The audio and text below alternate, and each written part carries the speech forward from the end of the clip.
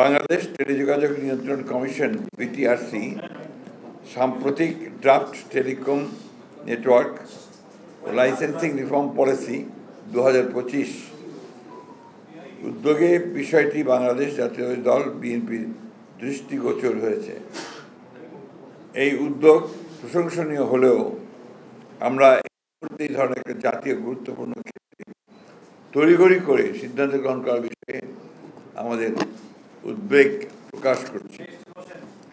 এই নীতির উদ্দেশ্য হল লাইসেন্সিং পদ্ধতি সহজ করা, প্রযুক্তিগত অগ্রগতি উৎসাহিত করা, গ্রামীণ জনগণের ডিজিটাল অন্তর্ভুক্তি বাড়ানো, যা অবশ্যই ইতিবাচক একটি বিষয়।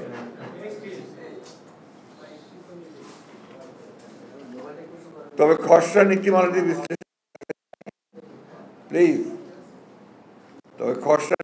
বিশ্লেষণ করে দেখা যায় যে এটি গুরুতর সমস্যা রয়েছে, যা টেলিকম খাতে সমতাভিত্তিক ও টেকসই উন্নয়নে বাধা দিতে পারে।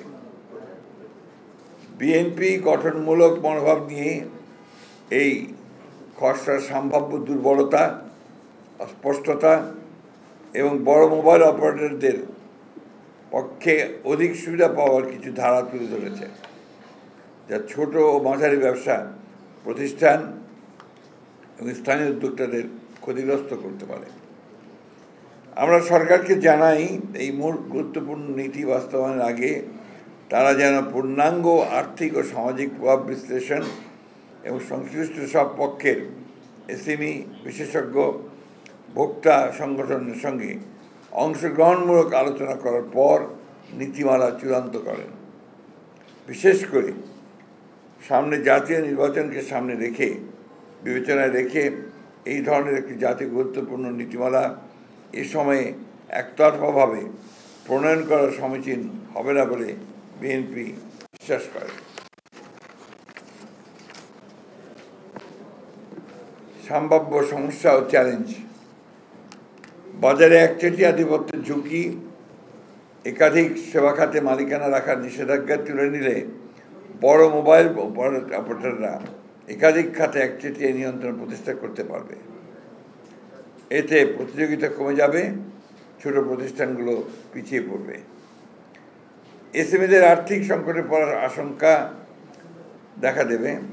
ডিরেগুলেশনের নিয়ন্ত্রণ শিথিল পরে এসএমই, বিশেষ করে স্থানীয় আইএসপি বা ছোট টেলিকম অপারেটরদের সম্পদ ও দায়বদ্ধতা নিয়ে সুস্পষ্ট দিক নির্দেশনা না থাকায় তারা বড় ধরনের আর্থিক সংকটে পড়তে পারে। বিদেশি মালিকানার অনির্দিষ্ট সময়সীমা, বিদেশি বিনিয়োগকারীদের জন্য মালিকানার সীমা নিয়ে অস্পষ্টতা আছে, যা বিনিয়োগ নিরুৎসাহিত করতে পারে এবং খাতের স্থিতিশীলতা বিঘ্নিত করতে পারে। 2. অস্পষ্ট ও অনির্ধারিত বিষয়: ক্রস ওনারশিপের ফাঁকফোকর, উলম্ব ও সমান্তরাল মালিকানার বিষয়ে পরিষ্কার ব্যাখ্যার অভাবে বড় কোম্পানিগুলো আরও বাজার দখল করে নিতে পারে। এন্টারপ্রাইজ সার্ভিসের সীমা অস্পষ্ট। মোবাইল অপারেটরদের ফাইবার ভিত্তিক ব্যবসা সংযোগ সেবা কোথাও সীমাবদ্ধ, তাই স্পষ্ট নয়, ফলে বিবাদ ও অসাম্য তৈরি হতে পারে। নতুন প্রযুক্তির বিষয়ে স্পষ্টতা নেই। স্যাটেলাইট ব্রডব্যান্ড বা নতুন ডিজিটাল সেবা নিয়ে নীতিতে কোনো সুস্পষ্ট দিক নির্দেশনা নেই, যা বিনিয়োগকারীদের বিভ্রান্ত করতে পারে। 3.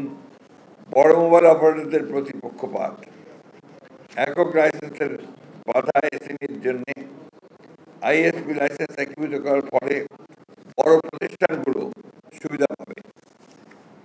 এএনএসপি লাইসেন্সে স্পেকট্রামের উপর নির্ভরতা বড় কোম্পানিগুলোকে এগিয়ে রাখবে। ফিক্সড টেলিকম লাইসেন্স খোলা থাকলেও সারা দেশে সেবা দিতে হবে, উচ্চমান বজায় রাখতে হবে, যে এসএমইদের জন্য চ্যালেঞ্জ হয়ে দাঁড়াবে। বড় কোম্পানির অবকাঠামো আধিপত্য: বড় মোবাইল কোম্পানিকে এন্টারপ্রাইজ ব্রডব্যান্ড বাজারে প্রবেশ করতে দিলে ছোট কোম্পানিগুলো প্রতিযোগিতায় পিছিয়ে পড়বে এবং একচেটিয়া পরিবেশ তৈরি হবে, যা দেশের সার্বিক অর্থনীতির উপরও বিরূপ প্রভাব ফেলবে। নীতিমালায় বিদ্যমান অপারেটরদের সুবিধা। কিছু নীতিমালায় স্পষ্টভাবে বড় কোম্পানির সুবিধা বজায় রাখা হয়েছে, যা প্রতিযোগিতায় নয় বরং আধিপত্য বাড়াবে। তাছাড়া খসড়া নীতিমালায় লাইসেন্স ফি, শর্তাবলী, কার্যকারিতা ইত্যাদি বিষয়ে বিস্তারিত কিছুই প্রকাশ করা হয়নি, যা স্বচ্ছতার অভাব নির্দেশ করে। আমরা সরকারকে আহ্বান জানাই, এসএমই, প্রযুক্তি বিশেষজ্ঞ, গ্রাহক সংগঠন সহ সব পক্ষকে নিয়ে খোলামেলা আলোচনা করার পর যেন এই ধরনের একটি গুরুত্বপূর্ণ নীতিমালা চূড়ান্ত করার সিদ্ধান্ত গৃহীত হয়। সেই সাথে এই প্রস্তাবিত নীতিমালার একটি পূর্ণাঙ্গ আর্থিক ও সামাজিক পরিণাম বিশ্লেষণ করা হোক। বিশেষ করে এসএমই ও স্থানীয় ব্যবসায়ীদের সম্ভাব্য ক্ষতি, কর্মসংস্থান হ্রাস এবং অর্থনীতির উপর প্রভাব বিবেচনায় রেখে এটি করা গুরুত্বপূর্ণ। এই ধরনের জাতীয় পর্যায়ের টেলিকম নীতি প্রণয়ন অবশ্যই সতর্কতা, স্বচ্ছতা ও অংশগ্রহণ নিশ্চিত করে নিতে হবে। সামনে জাতীয় নির্বাচন থাকায় তাড়াহুড়ো করে সিদ্ধান্ত নেওয়া উচিত হবে না। বিএনপি বিশ্বাস করে, সবার জন্য উপকার বয়ে আনে এমন নীতি গ্রহণযোগ্য।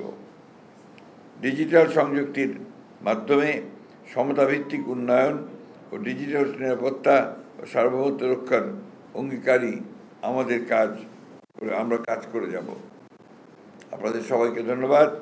আল্লাহ হাফেজ। বাংলাদেশ জিন্দাবাদ।